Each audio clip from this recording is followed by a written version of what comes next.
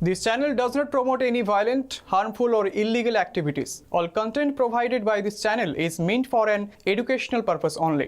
ভারতীয় প্যারা কমান্ডে কর্মরত এক সেনা জওয়ানের আকস্মিক মৃত্যুর ঘটনায় বাড়ছে রহস্যের দানা। নদিয়ার ফুলিয়ায় কফিনবন্দি অবস্থায় সেনা জওয়ানের নিথর দেহ পৌঁছলো বাড়িতে। এরপরে কান্নায় ভেঙে পড়ে গোটা পরিবার। ফুলিয়ার লালমাট এলাকার বাসিন্দা অরূপ বিশ্বাস 2012 সালে ভারতীয় সেনাবাহিনীতে প্যারা কমান্ডার হিসেবে যোগদান করে। সে বর্তমানে জম্মু কাশ্মীরে কর্মরত ছিলেন। সোমবার সকালে তার পরিবারকে জানানো হয় অরূপ বিশ্বাসের মৃত্যু হয়েছে। এরপরই হতাশ হয়ে পড়ে গোটা পরিবার। তারা ভাবতেই পারছেন না 34 বছর বয়সী একজন কর্মরত সেনা জওয়ানের কিভাবে মৃত্যুর ঘটনা ঘটলো। তবে এই প্রশ্নই ঘুরপাক খাচ্ছে পরিবারের সদস্যদের মধ্যে। মঙ্গলবার সকালে সেনা জওয়ান অরূপ বিশ্বাসের নিথর মৃতদেহ কফিনবন্দি অবস্থায় লালমাট গ্রামের বাড়িতে পৌঁছয়। এরপরই গোটা গ্রামবাসীর চোখের কোণায় জল ছলছল করছিল। সেনাবাহিনীর শেষ কৃত্যের আগে গোটা গ্রাম যেন শোকস্তব্ধ হয়ে পড়ে। চোখের জলে শেষ বিদায় জানানো হয় তাকে।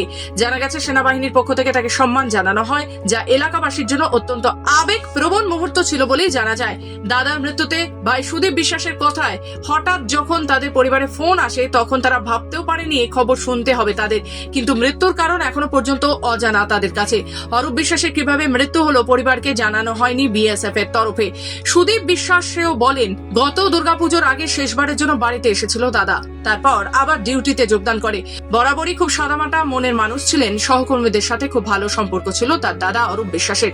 প্রত্যেকেই তাকে সম্মান করতেন। স্বভাবতই প্যারা কমান্ডার সেনাবাহিনীর আকস্মিক মৃত্যুর ঘটনায় ক্রমশ বাড়ছে রহস্যের দানা।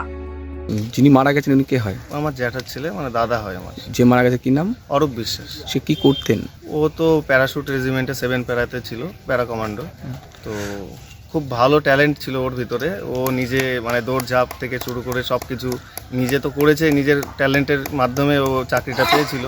এবং দীর্ঘদিন যাবৎ ওর রেজিমেন্টে ওর একটা বিশাল নাম আছে, যেখান থেকে ও এখন একটা ড্রিল ইন্সট্রাক্টর হয়েছিল। মানে ওখানে ওর রেজিমেন্টের ভিতরে ওর মানে যথেষ্ট সম্মান এবং পুরস্কারও পেয়েছে। এবং ও যখন বাড়িতে এসেছে, এখানে এসে আমাদের গ্রামের এবং সাইডে আশেপাশে শিক্ষানিকেতনে মাঠে গিয়ে অনেক ছেলেপিলের অনেক প্রশিক্ষণের মাধ্যমে অনেক চেষ্টা করেছে এবং অনেকের হেল্প করেছে।